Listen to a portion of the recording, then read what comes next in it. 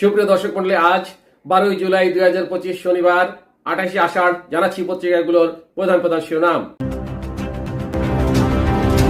সর্বপ্রথম Ittefaq main heading করছে স্বামীর লিঙ্গ কর্তন, থানা হেফাজতে 20 পান নারীর মৃত্যু, 3 পুলিশ বরখাস্ত। এরপর প্রথম আলোর মেইন হেডিং অর্থ বিভাগের প্রতিবেদন, সরকারের ঋণ 23.5 লাখ কোটি টাকা। নেক্সট যুগান্তরের মেইন হেডিং মিটফোর্টের ঘটনায় জামায়াত আমিরের স্ট্যাটাস। এরপর ভোরের কাগজের মেইন হেডিং গোপনে যে শর্তে ইসরায়েলকে স্বীকৃতি দিতে চেয়েছিল সৌদি। নেক্সট জনকণ্ঠের মেইন হেডিং মালয়েশিয়ায় পররাষ্ট্র উপদেষ্টা, জঙ্গিবাদ তদন্তে মালয়েশিয়ার সঙ্গে কাজ করবে বাংলাদেশ। এরপর ইনক্লাবের মেইন হেডিং বাতিল হচ্ছে অর্ডার।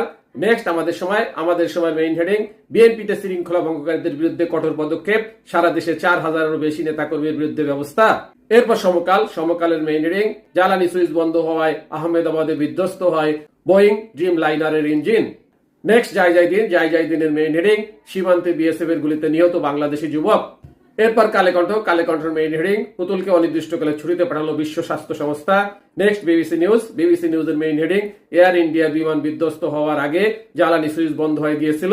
সর্বশেষ আরটিভি নিউজের মেইন হেডিং সীমান্তে বিএসএফ এর গুলিতে নিহত বাংলাদেশি যুবক। এতক্ষণ শুনলেন পত্রিকাগুলোর প্রধান প্রধান শিরোনাম।